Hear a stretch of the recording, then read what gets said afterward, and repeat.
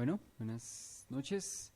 Vamos entonces a ir precisamente a nuestro pasaje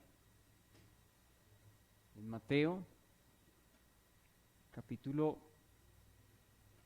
7, y hoy vamos pues a tomar el versículo 24, ¿no? Y el tema es el discípulo y su obediencia, ¿sí? Ese es el tema, entonces, que vamos a considerar, versículo 24 al versículo 27, pero primero vamos a recordar algo de lo que ya habíamos visto en la anterior sección, que es del versículo 21 al versículo 23. El tema es el discípulo y su autenticidad, o sea, el que vimos anteriormente, ¿sí? Leíamos del versículo 21 al versículo 23, no todo el que me dice Señor, Señor, entrará en el reino de los cielos, sino el que hace la voluntad de mi Padre que está en los cielos. Muchos me dirán en aquel día, Señor, Señor, ¿no profetizamos en tu nombre, y en tu nombre echamos fuera demonios, y en tu nombre hicimos muchos milagros? Entonces les declararé, nunca os conocí, apartaos de mí, hacedores de maldad. Entonces esa es la sección que vamos a considerar, ¿sí? Esta parábola, habíamos dicho, corresponde entonces, esta sección respecto a qué tan genuino es un discípulo, ¿no? Y el Señor distingue, recordemos, la verdadera profesión de fe de la falsa profesión de fe, ¿sí? Habíamos tomado el versículo 21 en paralelo con el versículo 22 y 23, ¿sí? Y habíamos comparado cosas como cuáles. En primer lugar, no todo el que me dice Señor, Señor, con lo que dice el versículo 22. Muchos me dirán en aquel día, Señor, Señor. Ya habíamos dicho, pues comparando esto con la enseñanza de la puerta estrecha y el camino angosto, y la puerta ancha y el camino espacioso, pues que son más los falsos profesantes. Parece que fuesen más los falsos profesantes. ¿De dónde tomamos eso?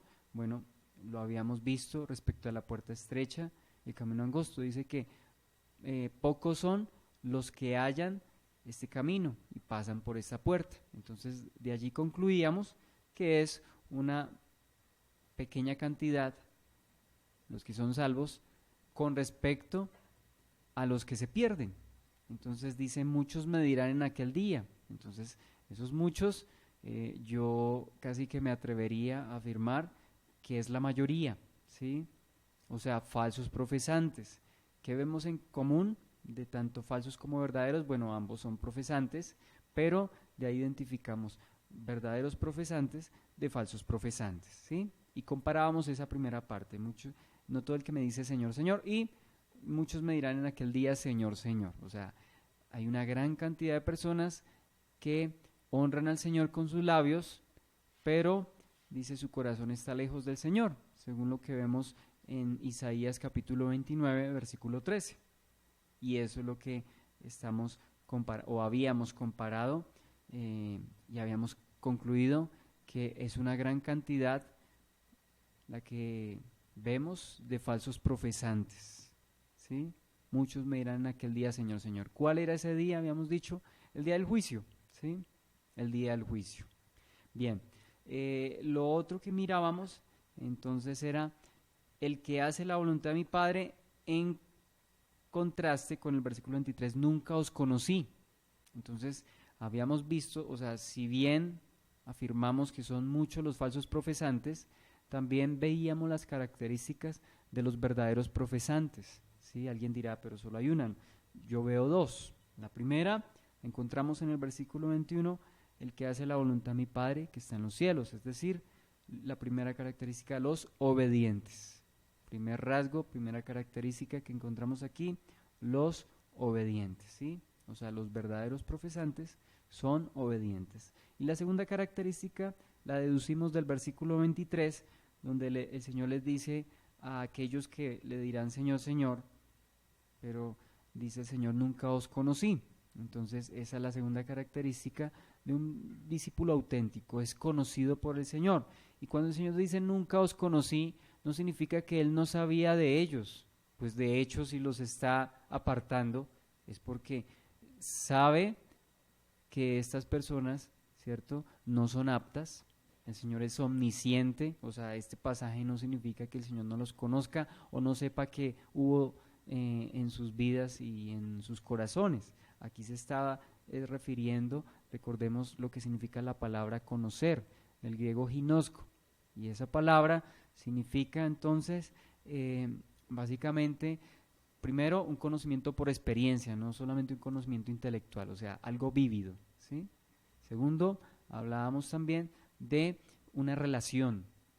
Esa palabra habla de relación, de hecho, esa palabra se emplea para la unión de un hombre y una mujer, como vimos con respecto a María y con respecto a José. Esa palabra se emplea, ¿cierto?, para decir que José no conoció a María, su mujer, y cuando María también dice no conozco varón, es esa misma palabra, o sea, estamos hablando de relación, cierto trato, cierto cercanía.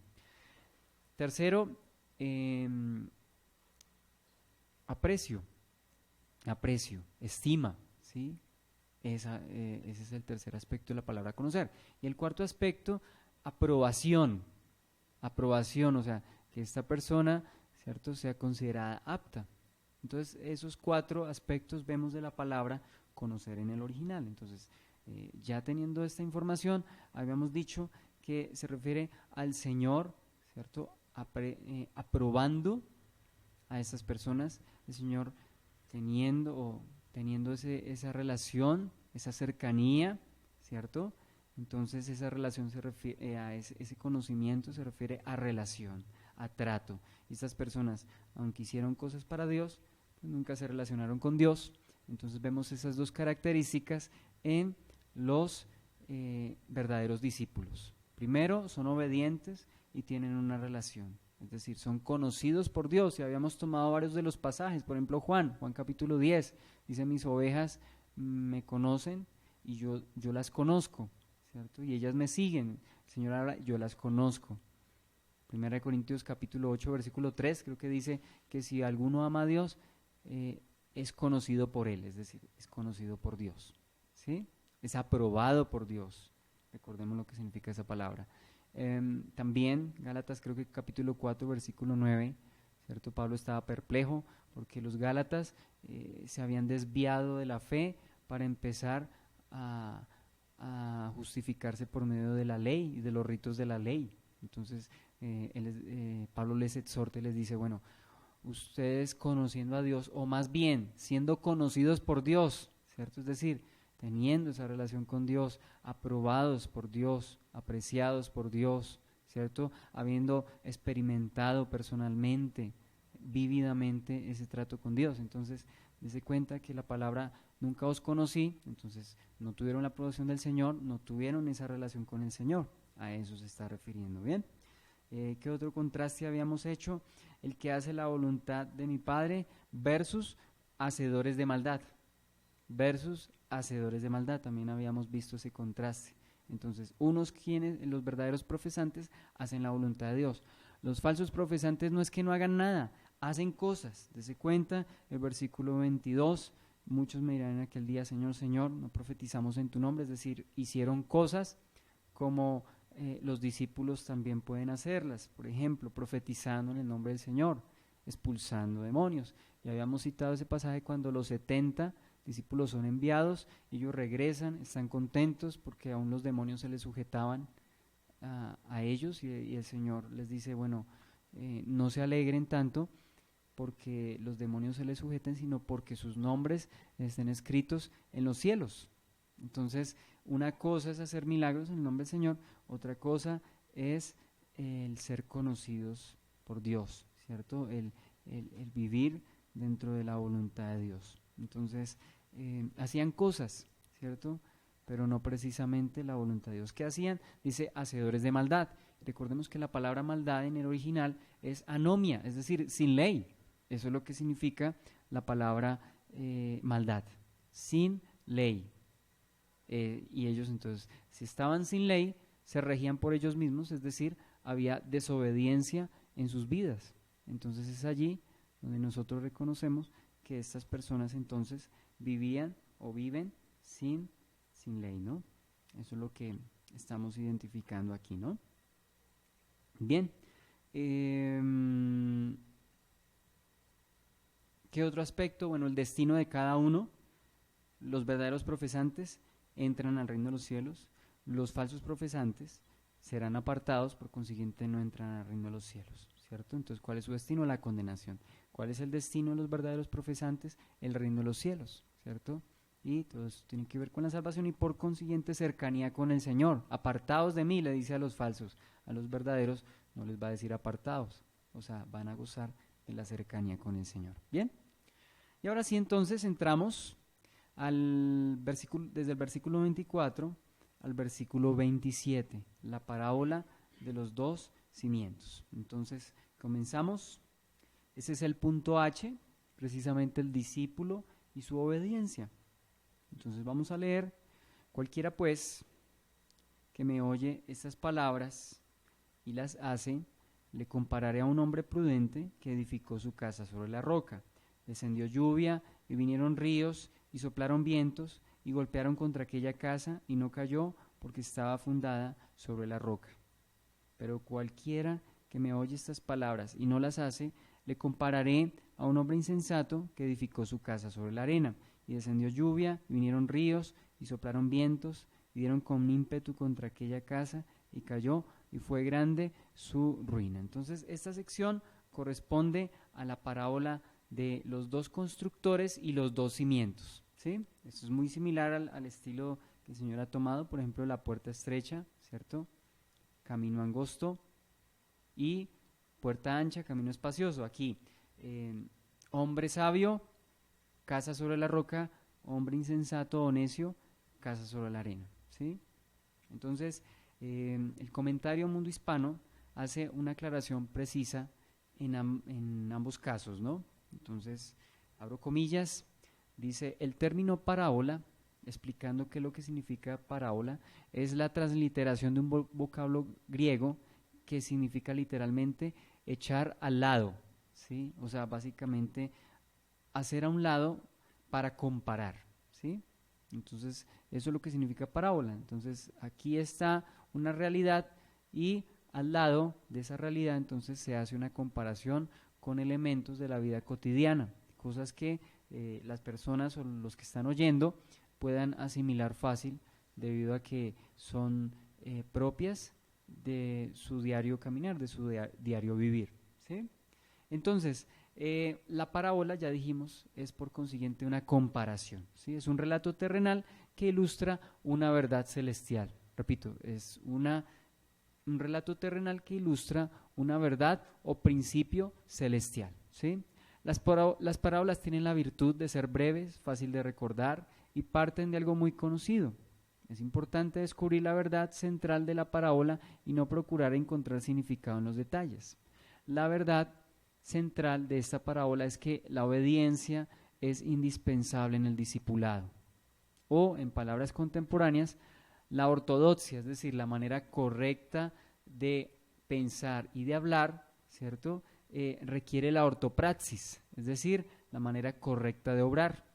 Eso es lo que significa ortopraxis y ortodoxia. Ambas tienen que ir ligadas, ¿cierto? No solamente el oír, que es la ortodoxia, sino el vivir, la ortopraxis, ¿sí? Entonces, dicho de esa manera, el primer caso, el hombre sabio, un hombre ortodoxo y un hombre ortopráctico, ¿sí? Y lo mismo en el caso del otro hombre, el insensato, ¿cierto? O no lo mismo, perdón, lo mismo en común, me refiero es a que ambos oyeron, o sea que tienen una ortodoxia, conocen, han escuchado, ¿cierto? Tienen como una información, pero el hombre insensato no tiene una ortopraxis, o sea, no vive, no hace, es lo que estamos viendo acá, ¿sí? Entonces, en el reino de los cielos, el oír, sí, señor.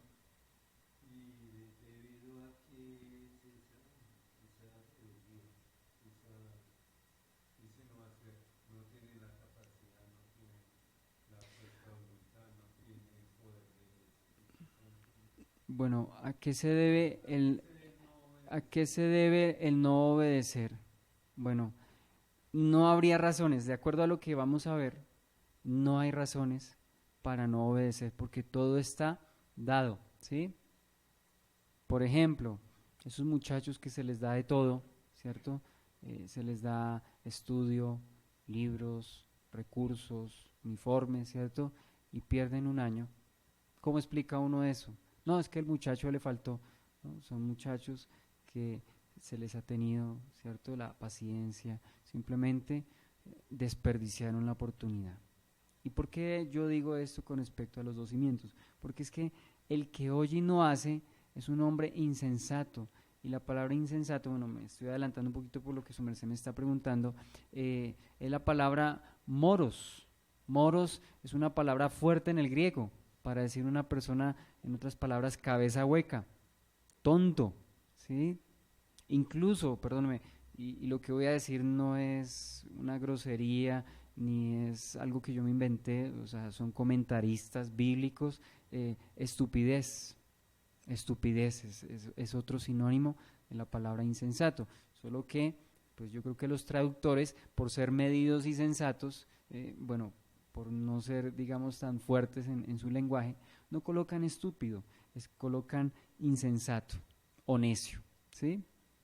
Pero si miramos el griego, esa palabra da a entender tonto, ¿sí? Tonto, o sea, no hay razón para no vivir si el Señor ha dado todos los recursos, ¿no? Ahora, si lo miramos desde el punto de vista de la predestinación, bueno, son personas que quizá oigan el Evangelio, hay un llamamiento general a que lo escuchen, pero quizá ese llamamiento eficaz no ha sido despertado en ellos, ¿cierto? El Señor lo sabe, no vamos a cuestionar y mucho menos culpar a Dios, ¿cierto? Ni más faltaba, y guárdenos al Señor de eso, dijo el apóstol Pablo, dirá la vasija de barro al que lo hizo, ¿por qué me hiciste así? ¿No? Las personas han escuchado, ¿cierto? Y es más, hemos estado aquí con personas que han escuchado, que se les ha animado, que se les ha estimulado, ¿cierto? Y sin razón alguna se apartan, ¿sí?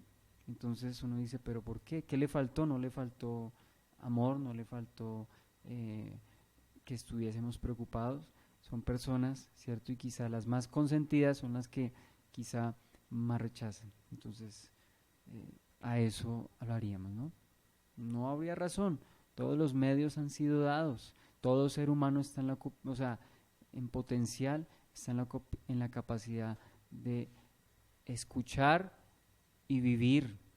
Claro que sí, es importante la voz del Señor, es importante su Espíritu Santo, la palabra, la iluminación del conocimiento de la Biblia en la vida de una persona, ¿cierto? Pero el hombre es responsable, ¿sí? Dios es soberano, recordemos, pero el hombre es responsable y esa responsabilidad no se va a disminuir por el hecho de que no quiera escuchar y no quiera vivir lo que ha escuchado, ¿bien? Bueno, entonces, en el reino de los cielos, el oír las palabras del Evangelio sin el hacer lo que se manda, lleva a la ruina espiritual. En cambio, el oír y el hacer, es decir, la obediencia, sirven de base para edificar una vida que puede resistir ataques de todos los elementos y permanecer entonces en pie, ¿sí? Entonces, vamos a dividir este tema en 2 partes, de acuerdo a lo que nosotros definimos allí. Entonces, primero, la vida basada en un cristianismo práctico, es decir, obediencia. La vida basada en un cristianismo práctico. Y en segundo lugar, la vida basada en un cristianismo teórico, desobediencia, es decir, esto corresponde al hombre insensato. En el caso anterior, corresponde al hombre sabio, ¿sí? Ahora, aquí hay algo interesante. Ya hablamos del significado y el uso de las parábolas, ¿no? El oír como común denominador. O sea, vemos que tanto el sabio como el necio escuchan la palabra. Y por supuesto que sí, es importante el escuchar la palabra, es el punto de partida para nosotros empezar a crecer como creyentes. Es importante, la fe viene por el oír y el oír por la palabra de Dios, ¿cierto? Pero no, el mero hecho de oír, o sea, en sí mismo, no es el fin de la enseñanza, es un medio, pero no el fin, ¿sí? Entonces, Santiago capítulo 1, del versículo 22 al 25, recordemos también Santiago, en sintonía con lo que estamos leyendo acá, podemos darnos cuenta. Sí, señor. Podemos entonces ver una enseñanza completamente ligada pues con lo que estamos viendo. Santiago capítulo 1, versículo 22 al 25 dice, pero sed hacedores de la palabra y no tan solamente oidores, engañándoos a vosotros mismos. Porque si alguno es oidor de la palabra, pero no hacedor de ella, este es semejante al hombre que considera en un espejo su rostro natural, porque él se considera a sí mismo y se va, y luego olvida cómo era. Mas el que mira atentamente en la perfecta ley, la de la libertad, y persevera en ella, no siendo oidor olvidadizo, sino hacedor de la obra, este será bienaventurado en lo que hace. Entonces, dése cuenta que no solamente es oidores, sino hacedores. Las dos cosas, ¿cierto? Y no puede haber tal tampoco como un hacedor sin oír, porque entonces, ¿en base a qué va a actuar? Entonces, es importante el oír, pero no nos podemos quedar solamente en el hecho de oír, ¿cierto? En el caso anterior, la enseñanza anterior, del versículo 21 al 23, el discípulo y su autenticidad, no es el mero profesar, ¿sí? No es el mero profesar. Y en esta enseñanza de los dos cimientos no es el meramente escuchar, ¿sí? Entonces, el oír se refiere entonces a la adquisición de conocimiento.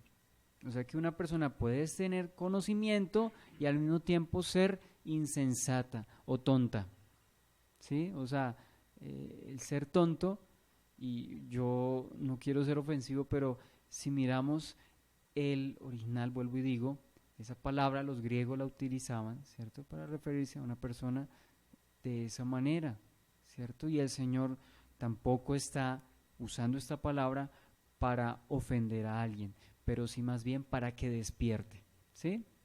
Para que reaccione. Y no lo está diciendo por ofender, está diciendo una realidad, ¿cierto? Una persona que oye y no hace, es una persona insensata. O sea, ¿cómo es posible que escuchando no aplique? No hay excusa, no hay excusa, ¿sí? Entonces, ahora, asimismo, la seguridad, podemos ver que aquí podemos identificar la seguridad de una persona. ¿Cuál es la seguridad que tiene un discípulo? Aplicar. Recordemos lo que nos decía el comentario Mundo Hispano. Dice que cuando no se aplica, ¿cierto? Dice que no se hace, dice que esto lleva a una ruina espiritual. El hecho de recibir conocimiento y no vivir, nos dice el comentarista, nos lleva a una ruina espiritual, ¿sí? Entonces, el oír y no aplicar, ¿cierto? Nos lleva a la ruina espiritual. ¿Es mal oír? Por supuesto que no, es indispensable, es fundamental, es necesario. De hecho, hay personas que ni siquiera quieren escuchar, pero hay otro tipo de personas que pasan ese filtro, es decir, escuchan, pero no viven y se quedaron ahí en la mitad. Eso es ruina espiritual. Ruina espiritual, ¿cómo lo podemos afirmar? La misma parábola nos lo dice, ¿cierto? Que vienen todas estas circunstancias y derriban a una persona, derriban lo que edificó. Bien, entonces el propósito de la enseñanza que nos están dando aquí no está en el conocimiento, sino en la aplicación y obediencia a dicho conocimiento, ¿sí? Entonces, asimismo, la seguridad de una persona radica en ello. ¿En qué? En oír y en vivir, ¿sí? ¿sí? Ahora, el contexto, esto tiene que ser visto también a la luz de Lucas capítulo 6 del 46 al 49. Allí el Señor está comprimiendo la enseñanza anterior, es decir, el discípulo y su autenticidad, cuando dice no todo el que me dice Señor, Señor, y comprime esa enseñanza, ¿cierto? Y la une con la parábola de los dos cimientos. O sea que podemos ver que aunque tomamos de manera diferenciada cada enseñanza, guardan una estrecha relación y no podemos ignorar que están en contexto, que están relacionadas. Perdón. Entonces, vamos a notarlo, Lucas capítulo 6, del 46 al 49. Lucas capítulo 6, del 46 al 49, dice allí,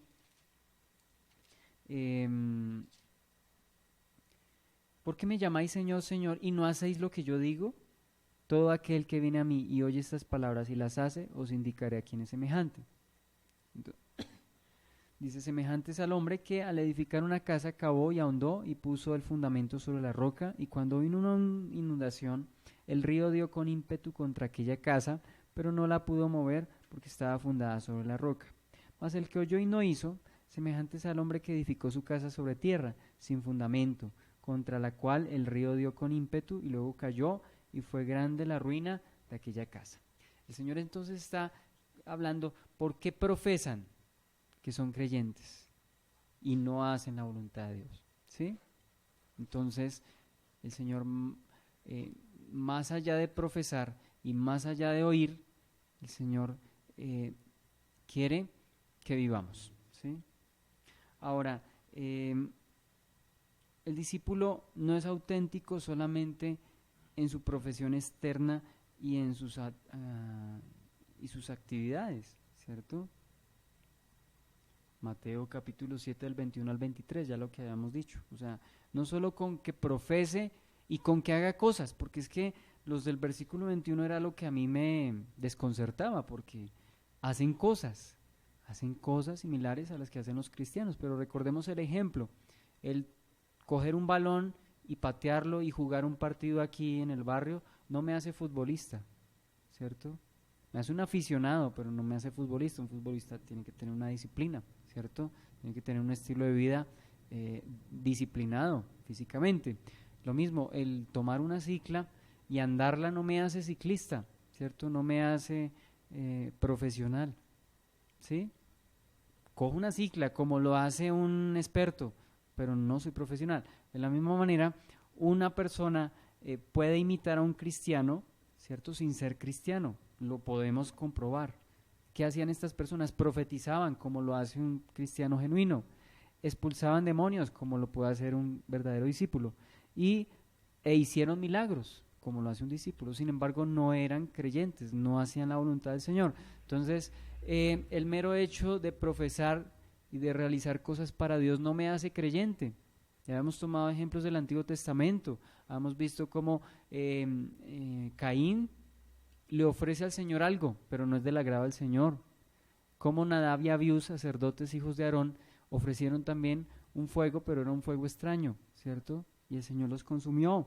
Podemos ver cómo Saúl también ofreció un sacrificio que no le agradó al Señor, porque fue fuera de la obediencia. Dijo el Señor, se complace tanto el Señor en los sacrificios como en que se haga su voluntad, porque el obedecer es mejor que los sacrificios y el prestar atención que la grosura, que la multitud de los carneros, ¿sí? Entonces, hacían cosas, pero no estaban dentro de la voluntad de Dios en primer lugar y tampoco eran conocidos por Dios, ¿sí? ¿Y por qué digo eran? Bueno, porque aquí se está hablando de la escena del juicio, ¿sí? Y en ese momento, pues, están en pie ante el Señor. No solamente, o sea, un discípulo no es solamente auténtico en en profesar y realizar actividades, tampoco podemos ver que es auténtico con el mero hecho de oír y conocer. ¿Sí ve? Lo que no hace a una persona creyente ya hemos visto. Su profesión externa no le hace creyente, su evidencia, o sea, los verdaderos creyentes profesan, ¿cierto? Profesan, proclaman, ¿cierto? Pero no es el mero hecho de proclamar. ¿Realizan actividades? Sí, pero no es el mero hecho de hacer actividades. Escuchan, claro, es importante, es punto de partida, es fundamental escuchar, pero no se limitan a escuchar, ¿cierto? Y al oír conocen, y es importante que tengamos conocimiento de Dios, pero también sería insuficiente conocer y no vivir, ¿sí? Como estamos viendo aquí en Mateo capítulo 7, versículo 24 al versículo 27, ¿no?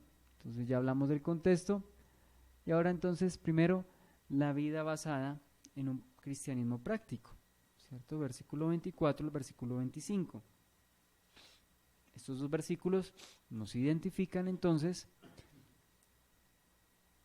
las personas obedientes, o sea, los discípulos. Cualquiera pues que me oye estas palabras y las hace, le compararé a un hombre prudente que edificó su casa sobre la roca. Descendió lluvia y vinieron ríos y soplaron vientos y golpearon contra aquella casa y no cayó porque estaba fundada sobre la roca. Ahora, la pregunta es la siguiente, vamos a ir por pasos. ¿A qué se refieren estas palabras? ¿A qué se refieren estas palabras? Bueno, en primera instancia y según el contexto, a todo el Sermón del Monte, es decir, lo que el Señor empezó a decir desde el capítulo 5 cuando comenzamos las bienaventuranzas. O sea, el contexto inmediato sería ese, el Sermón del Monte, que es como una enseñanza sintetizada, práctica, clara, porque el Señor se estaba dirigiendo a las multitudes, no estaba hablando con eruditos, ¿cierto? Aunque puede que hubiesen ahí eruditos, pero creo que era el pueblo del común a quien el Señor se dirige. Por consiguiente, el Señor hablaba en el lenguaje del pueblo, ¿cierto? Entonces, el Sermón del Monte.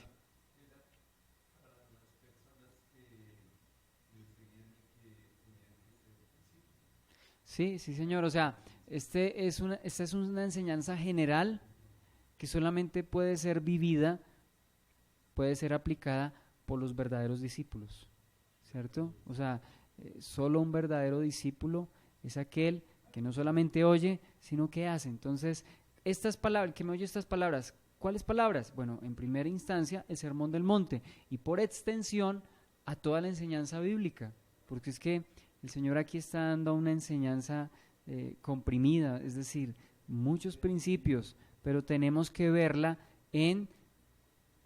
digamos, en macro, nivel grande, a través de toda la Escritura, ¿sí? Porque de ahí, allí se habla de la ley, ¿cierto? Por ejemplo, el oír y el hacer, también Santiago, lo acabamos de ver, lo está explicando. Entonces, dése cuenta que el Sermón del Monte no se limita solamente Mateo capítulo 5 a Mateo capítulo 7, sino que por extensión, las palabras del Señor entonces se refieren a toda la Escritura. Se refieren entonces a toda la Escritura. Bien. Segunda Timoteo capítulo 3 versículo 16, toda la Escritura es inspirada por Dios. O sea, si el Señor dijo las palabras de Mateo capítulo 5 al capítulo 7, están consignadas allí. El Señor usa Mateo para que estuviesen consignadas allí. Entonces, por consiguiente, todo lo demás en la Escritura es inspirado por Dios, ¿sí? Toda la Escritura es inspirada por Dios. Quizá Pablo específicamente está hablando del Antiguo Testamento, pero el canon del Nuevo Testamento también, ¿cierto? Tiene el mismo nivel, ¿cierto? De autoridad, de canon bíblico, de palabra inspirada. Eso lo vemos en pasajes como lo vemos en segunda de Pedro, cuando Pablo se refiere a las cartas de Pablo, inspiradas por el Señor. También vemos en Judas, cuando Judas también habla de las palabras que han sido dichas por los apóstoles de nuestro Señor Jesucristo, ¿sí? Entonces podemos ver que la Escritura va de Génesis a Apocalipsis. Entonces, ¿cuáles palabras?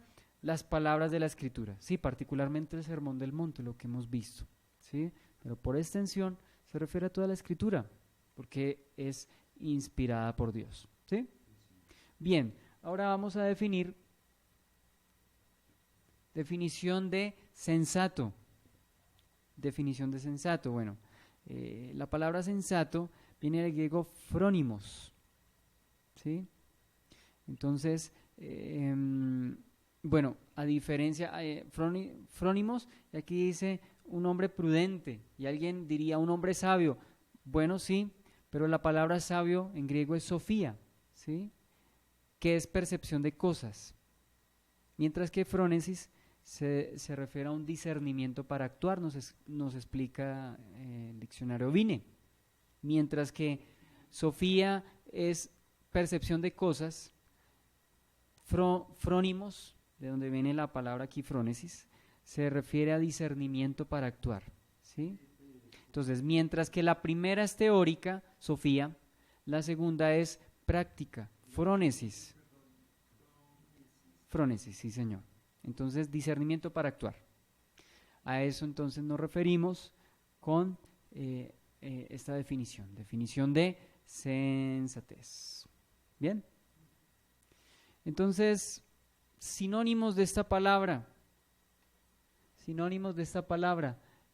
prudente, cuerdo, juicioso, entendido. Ahora, cuando hablamos de juicioso, nuestro ámbito es, ay, ese muchacho no molesta, ese muchacho es consagrado. No, juicioso es una persona que tiene criterio y de acuerdo a ese criterio, esa persona actúa y esa persona se desenvuelve. ¿Sí?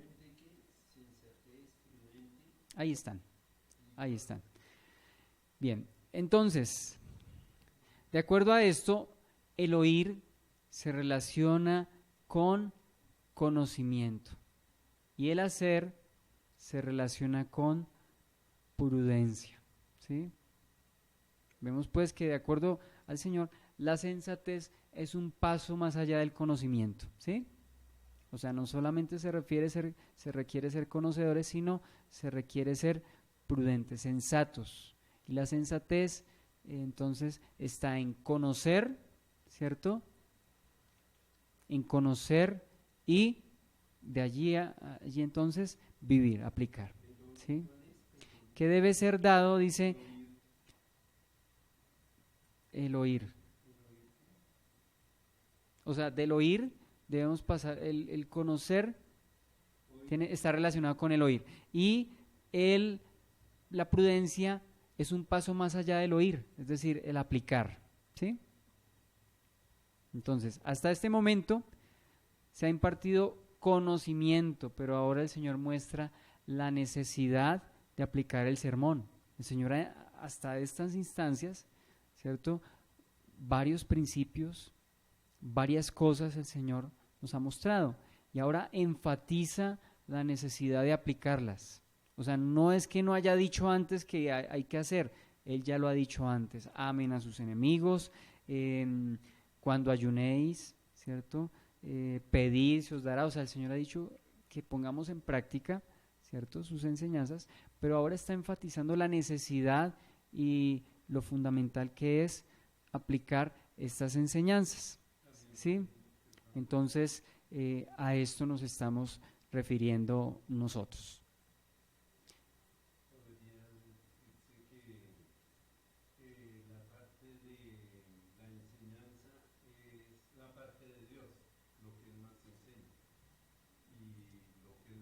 La enseñanza es, dice su merced, la parte de Dios, lo que Dios enseña. Y el hacer es la parte del discípulo. Sí, pero el Señor también da el querer como el hacer, es decir, solo por su poder, solo por su iluminación, la iluminación de esta revelación, podemos llevar a cabo, ¿sí? Por eso el Evangelio de la Gracia. Por eso el Evangelio de la Gracia. Bueno, entonces ahora el Señor nos está mostrando, nos está recordando esa necesidad de aplicar el sermón. ¿Bien? Ahora vamos a tomar, ¿sí? Aquí lo tenemos.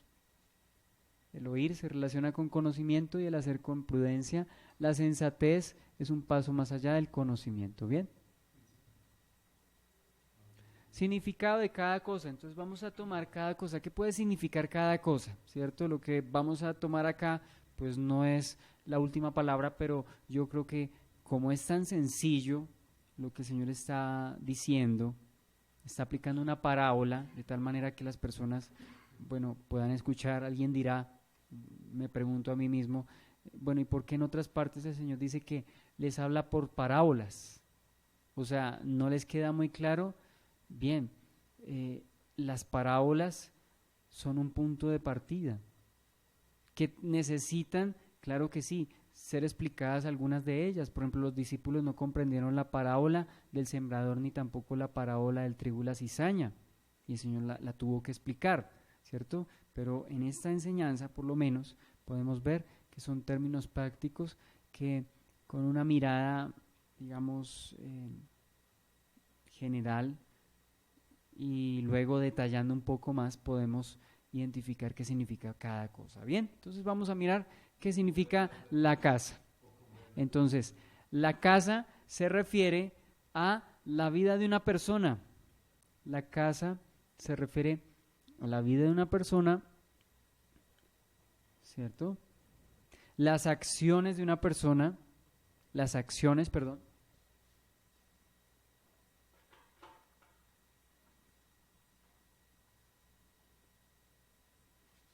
Las acciones de una persona, entonces la vida, ¿cierto? Sus acciones. ¿Por qué acciones? Ahí dice, el que oye y hace, le comparará a un hombre prudente que edificó, es decir, edificar es un verbo, es una acción, ¿sí?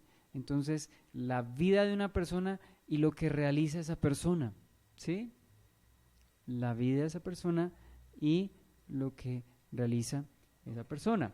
Segunda de Corintios capítulo 5 del versículo 1 al versículo 4. Entonces, cuando digo que la casa habla de la vida de una persona, en Segunda de Corintios capítulo 5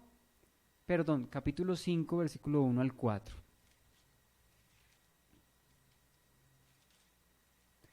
Dice allí: porque sabemos que si nuestra morada terrestre, este tabernáculo, se deshiciere, tenemos de Dios un edificio, una casa no hecha de manos, eterna en los cielos. Y por eso también gemimos, deseando ser revestidos de aquella nuestra habitación celestial, pues así seremos hallados vestidos y no desnudos. Porque asimismo los que estamos en este tabernáculo gemimos con angustia, porque no quisiéramos ser desnudados, sino revestidos para que lo mortal sea absorbido por la vida. Mas el que nos hizo para esto mismo es Dios, quien nos ha dado las arras del Espíritu. Entonces, ¿qué quería aplicar o relacionar con este pasaje? Pues que una persona, ¿cierto?, aquí en la tierra, dice, tiene un tabernáculo, ¿cierto? O sea, una tienda, ¿sí? Y también habla de una habitación celestial, pero también habla de una habitación aquí, dice, porque asimismo los que estamos en este tabernáculo, es decir, esta es nuestra morada. Entonces, cuando habla de casa, es sencillamente la vida de una persona, y eso involucra incluso sus acciones, la vida de una persona, y esto involucra sus acciones, ¿sí? Así de sencillo. Creo que no tenemos que ahondar de manera más profunda para concluir que la casa es la vida de una persona. Edifica su casa, hombre prudente que edifica su casa sobre la roca. Ahora, ¿qué es la roca? ¿A qué se refiere la roca? La roca, ¿sí?, en la escritura es un elemento metafóricamente usado para transmitir un concepto de inmutabilidad, ¿cierto? De firmeza, de estabilidad, de seguridad. Firmeza, inmutabilidad, estabilidad, seguridad. Todos estos son sinónimos de este concepto que es la roca. Por eso, en el Antiguo Testamento al Señor se le describe como la roca, ¿sí? Génesis 49:24, por ejemplo, Deuteronomio 32:4, el Señor dice que Él es la roca, cuya obra es perfecta. ¿Por qué la roca? ¿Cierto? La roca entonces es una metáfora que se emplea, ¿cierto? O la roca se utiliza metafóricamente para referirse en este caso al Señor como estable, que no cambia, que permanece, que es fuerte. La roca también habla de fuerza, ¿sí? Entonces, démonos cuenta que la roca habla de esa inmutabilidad y esa estabilidad, ¿sí? En el Nuevo Testamento, la roca entonces se refiere a el Señor Jesucristo. Por ejemplo, Mateo capítulo 16 del 15 al 18, cuando el Señor le pregunta a sus discípulos, bueno, ¿quiénes dicen los hombres que soy yo? Entonces ellos dicen, unos Juan, otros Elías, en fin. Y ustedes, les pregunta el Señor ahora personalmente, ¿quién creen que soy yo? Entonces Pedro se adelanta a decir, tú eres el Cristo, el Hijo del Dios viviente, ¿sí? Entonces el Señor le dice, bienaventurado eres, Simón, hijo de Jonás, no te lo reveló ni carne ni sangre, sino mi Padre celestial. De cierto, entonces te digo que tu nombre es Pedro, y sobre esta roca edificaré mi iglesia, ¿sí? Es decir, y aquí tenemos que aclarar porque el término católico y lo que un católico normalmente enseña es que a partir de Pedro se funda la iglesia, y eso no tiene base bíblica. De hecho, Pedro sí fue una columna y fue usado, ¿cierto? Se le entregó las llaves del reino, pero ¿qué significan las llaves del reino? No es lo que la gente comúnmente piensa, que Pedro está en la entrada del cielo como un secretario, ¿cierto? Como una oficina de admisión ahí para que le abra y le cierre las puertas a una persona. No, no se refiere a eso, ¿cierto? Se refiere a una persona, ¿cierto? Cuando en este caso Pedro se refiere a que a través de él el Señor dio a conocer el Evangelio, es decir, como que abrió, ¿cierto?, el conocimiento del Evangelio. El Señor utilizó a Pedro lleno del Espíritu Santo para predicar el Evangelio y se convirtiesen. Al principio se convirtieron, bueno, en una ocasión se convirtieron 3,000, luego 5,000, pero no solamente el Señor le entregó las llaves a Pedro para que predicase el Evangelio a los judíos, sino también a los gentiles, porque a quien en primer lugar se le reveló que el Evangelio también era para los gentiles, prácticamente fue a Pedro, y fue a través de Pedro que el Evangelio fue fue proclamado a los gentiles, ¿sí? Ya después vino Pablo, ¿cierto? Y Pablo, pues, se le conoce como el apóstol a los gentiles. Pero ¿quién abrió esa brecha? La abrió Pedro. A eso, según vemos en la Escritura, creo que se refiere que Pedro tiene las llaves del reino, es decir, él dio a conocer, el Señor lo usó para que el pueblo escuchase el Evangelio por primera vez en el Pentecostés, ¿cierto? Y en la casa de Cornelio, es decir, a los gentiles. Y bueno, me desvío un poquito del tema. Ahora sí, volviendo al tema de la roca, entonces le dice, tú eres Pedro. Entonces la palabra Pedro viene del griego Petros, o sea, una roca, ¿cierto? Pequeña. Pero cuando dice, sobre esta roca edificaré mi iglesia, es decir, Petra, una roca grande, ¿sí? ¿Y cuál es esa Petra, cierto? Esa roca, pues la afirmación que ya Pedro había dicho, tú eres el Cristo, el Hijo del Dios viviente. Entonces, ¿sobre qué roca se edifica? Sobre Jesús, el Cristo, el Hijo del Dios viviente. La Biblia dice claramente, nadie puede poner otro fundamento, el que está puesto, el cual es Jesucristo. Entonces, aparte de ese fundamento, no puede haber un fundamento humano, porque Pedro muere, ¿cierto? Entonces era mejor, si fuera para eso, entonces nos hubiésemos quedado en el orden levítico, donde habían sacerdotes, ¿cierto? Pero que morían, tenían que ser, los sumos sacerdotes siempre tenían que ser constituidos porque estaban siempre muriendo, tenía que haber siempre un sucesor. Entonces el nuevo pacto no puede ser establecido sobre la base de un hombre, ¿cierto? Eso es completamente antibíblico. ¿Quién es la roca? ¿Quién es el fundamento? La Biblia en el Nuevo Testamento claramente afirma que es el Señor Jesucristo. Entonces, Mateo capítulo 16 del 15 al 18, Hechos capítulo 4 versículo 11, donde dice que el Señor es la piedra angular desechada por los edificadores, pero ha venido a ser la cabeza del ángulo. Romanos capítulo 9 del 30 al 33, yo aquí pongo en Sión una piedra, ¿cierto? Piedra de tropiezo, ¿sí?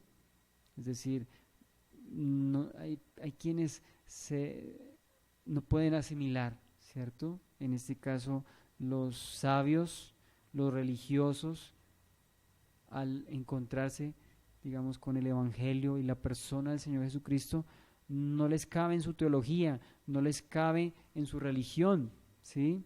De hecho, la Biblia dice que la palabra de la cruz es locura a los que se pierden.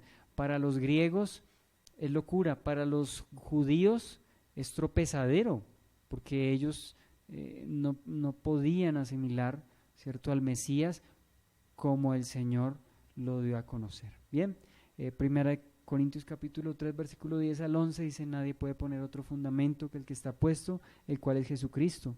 Efesios capítulo 2, del 19 al 22, también habla del Señor Jesús. Dice: en todo el edificio bien coordinado, es decir, la iglesia, ¿cierto? Los creyentes, ya sean judíos o gentiles, son edificados sobre el fundamento, la persona del Señor Jesucristo. Dice: edificados sobre el fundamento de los apóstoles y profetas, siendo la principal piedra del ángulo Jesucristo mismo, ¿cierto?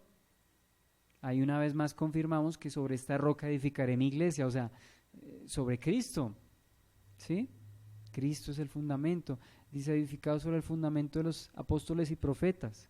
Claro, los apóstoles y los profetas, ¿cierto?, en su momento dieron enseñanzas directamente inspiradas por el Señor, que están consignadas en el Nuevo Testamento, ¿cierto? Pero ¿cuál es la roca? La principal piedra, Señor Jesucristo. Primera de Pedro capítulo 2, del 4 al 8, también nos habla de que acercándoos a Él, piedra viva, o sea, al Señor Jesucristo, ciertamente desechada por los edificadores, mas para vosotros escogida y preciosa, ¿cierto? Entonces, para los que creen, dice: Él es precioso, o sea, la roca, ¿sí? Entonces, esta enseñanza, volviendo a nuestro tema de la parábola, entonces se referiría a la firmeza e inmutabilidad de la palabra del Señor, ¿cierto?, que precisamente se está impartiendo allí en el Sermón del Monte, ¿sí? Isaías 48. Entonces ya hablamos del Señor como roca, tanto el Señor en el Antiguo Testamento como el Señor en el Nuevo Testamento, fundamento, ¿cierto? Fortaleza, inmutabilidad, seguridad, ¿sí? Y ahora particularmente la palabra, ¿sí? La palabra que permanece para siempre. Ya hablamos del Señor como tal. Ahora las palabras que salen de su boca, si Él es roca, ¿cierto?, si Él es seguridad, sus palabras, las palabras que Él transmite también son seguras. Isaías capítulo 40, versículo 8: sécase la hierba, marchítase la flor, mas la palabra del Señor nuestro Dios permanece para siempre. Mateo capítulo 24, versículo 35: el cielo y la tierra pasarán, pero mis palabras no pasan. Primera de Pedro capítulo 2, del 23 al 25, ¿sí? Dice que siendo renacidos no de simiente corruptible, sino de incorruptible, por la palabra de Dios que permanece para siempre, ¿sí? Que permanece para siempre. Pero una vez más lo afirma. Entonces, el asimilar de esta manera su enseñanza, es decir, conocer y practicar que esa palabra, ¿cierto?, estable, firme, de los labios del Dios estable, firme, inmutable, ¿cierto? Entonces, esto le dará estabilidad y permanencia al creyente, que aquí es descrito como prudente, ¿sí? De hecho, o sea, ya hablamos, el Señor, fundamento, inmutable, estable. La palabra del Señor, inmutable, fundamento, ¿cierto?, seguridad. Y ahora el creyente, si el creyente oye la palabra de Dios y aplica la palabra de Dios, entonces, así como permanece esa casa, su vida va a permanecer. Primera de Juan, capítulo 2, versículo 17, pero el que hace la voluntad de Dios permanece para siempre. O sea, y dése cuenta, el que hace la voluntad de Dios Primera de Juan capítulo 2 versículo 17, el que hace la voluntad de Dios permanece para siempre, es decir, el obediente. Recordemos que se hace la voluntad de Dios, ya lo habíamos visto en el versículo 21. Dice, no todo el que me dice Señor, Señor, sino el que hace la voluntad. ¿Qué va a pasar con la persona que hace la voluntad del Señor? Entra al reino de los cielos. ¿Y qué significa que entre al reino de los cielos? Permanecerá para siempre, uniendo esto con Primera de Juan capítulo 2 versículo 17. Es decir, una persona, ya dijimos, la casa es la vida de una persona, ¿cierto?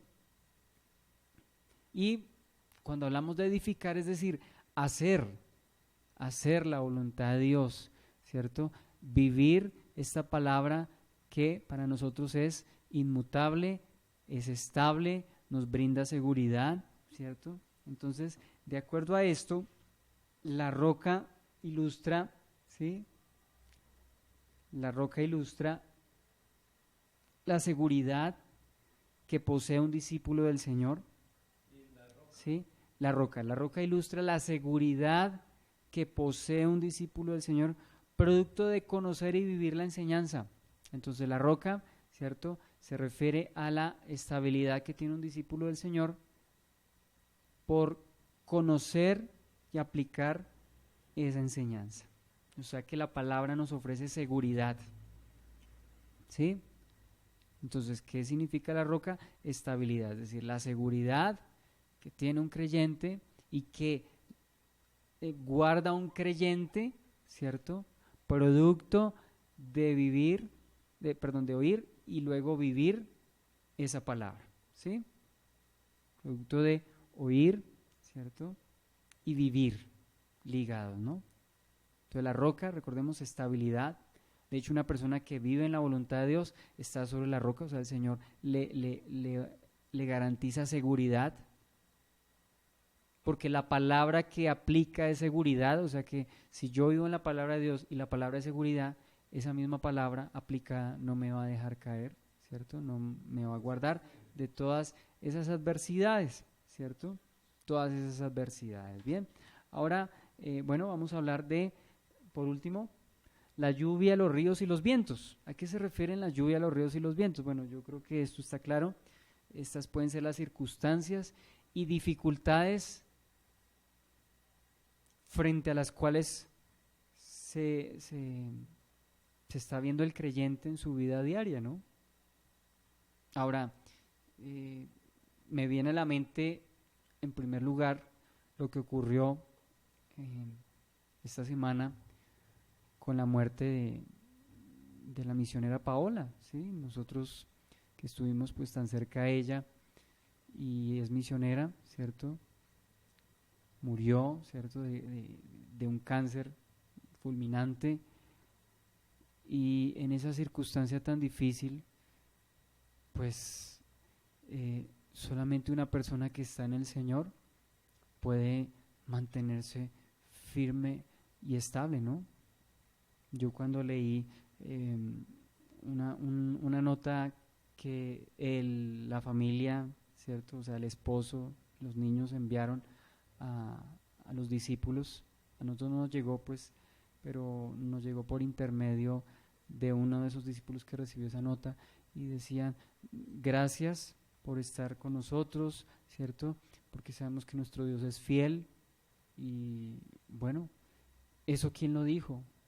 Lo dijo una persona que ha pasado por una dificultad pues como esta, una experiencia bastante dura, yo creo que ninguno de nosotros tiene duda, pero ¿qué les hace estar firmes? La palabra, ¿cierto? El oírla y el vivirla, ¿cierto? Eso puede mantener a una persona firme frente a una circunstancia tan difícil como ella, entonces, como esta, ¿no? Entonces, la lluvia, los ríos y los vientos, y dése cuenta que el estar aquí hay algo muy importante y con esto terminamos. El hecho de ser cristiano no significa que no hayan circunstancias difíciles. El hecho de que uno sea cristiano no significa que no hay circunstancias difíciles. Hubo en alguna ocasión una iglesia que tenía como eslogan "pare de sufrir". Eso no nos está diciendo el Señor, porque tanto para el sabio como para el insensato igual vienen con la misma fuerza las lluvias, los ríos y los vientos. ¿Sí? O sea que tanto al impío, tanto al sensato como al necio, para ambos vienen las pruebas. Solo que uno puede estar firme por la seguridad que le brinda el aplicar la palabra de Dios. La palabra de Dios, entonces, para aquel que la practica, ¿qué le brinda o qué le ofrece? Estabilidad, ¿sí? La aplicación de la palabra de Dios, que vive y permanece para siempre, le permite a una persona entonces también vivir y permanecer para siempre. Es decir, la naturaleza de la palabra de Dios es seguridad, permanencia. ¿Qué le otorga la palabra a aquel que la vive? Pues seguridad y permanencia, ¿sí? O sea, esa propiedad le es transferida a una persona que vive en la voluntad de Dios, ¿cierto? Pero esa persona, al estar sobre la roca, es decir, vivir y aplicar esa palabra que permanece, ¿cierto? Le da seguridad, y aún viniendo esas circunstancias, no la van a poder derribar, ¿sí? La lluvia, los ríos y los vientos. Entonces, estamos en este mundo, y el solo hecho de estar en este mundo, pues nos hace ver que van a venir la lluvia, los ríos, ¿cierto? Y los vientos. Eso va a venir. Pero ¿cuál es la cuestión? ¿Sobre qué fundamento me van a encontrar? ¿Sobre qué apoyo voy a estar yo cuando lleguen esas circunstancias tan fuertes como la que dimos ahorita el ejemplo? Pues solamente la permanencia en el Señor. ¿Y cómo se permanece en el Señor? Oyendo y aplicando. Cuando no se aplica, entonces no hay seguridad. Y va a haber entonces pérdida, va a haber perjuicio, como lo vamos a ver más adelante. Bien, entonces vamos a dejarlo allí. Después entonces seguiremos hablando de la lluvia, los ríos y los vientos, para seguir avanzando. Y vamos a orar. Señor, te damos gracias por toda tu misericordia, toda tu bondad, Señor. Gracias porque tu palabra nos ofrece a nosotros seguridad, nos da un cimiento estable, Señor, nos da fortaleza, nos da fuerza, Señor, y nos prepara, Señor, para que cuando vengan los ríos, los vientos, la lluvia, Señor, la casa no caiga, Señor. No nos has dicho, Señor, que no van a venir estas cosas, van a venir, Señor. Y como decía el papá de Marcos Vidal, Dios no prometió que en este viaje no iban a haber dificultades, pero sí prometió una llegada segura, y eso es lo que nos promete, Señor. No prometiste una vida sin tribulaciones. De hecho, tu palabra dice, por allá en Hechos capítulo 14, cuando Pablo acaba de ser apedreado, dice, reconfortó a los discípulos, les animó diciendo que es necesario que a través de muchas tribulaciones entremos en el reino de Dios. Y Señor, tú nos muestras que a pesar de las dificultades y las tribulaciones, lo importante, Señor, te pedimos, Señor, es que estemos en ti, que estemos en la roca, que estemos firmes, Señor, en tu palabra, Señor, para que cuando vengan estas circunstancias podamos permanecer. Señor, danos la fuerza, Señor. No sabemos lo que venga el día de mañana, Señor, pero tú, Señor, has prometido que aquel que oye y vive tu palabra, Señor, esa persona va a tener estabilidad, va a tener seguridad. Muchas gracias, Señor. Te bendecimos en esta noche. Quédate en medio de nosotros. Guárdanos, sosténnos, Señor, en Cristo Jesús. Amén. Bendiciones.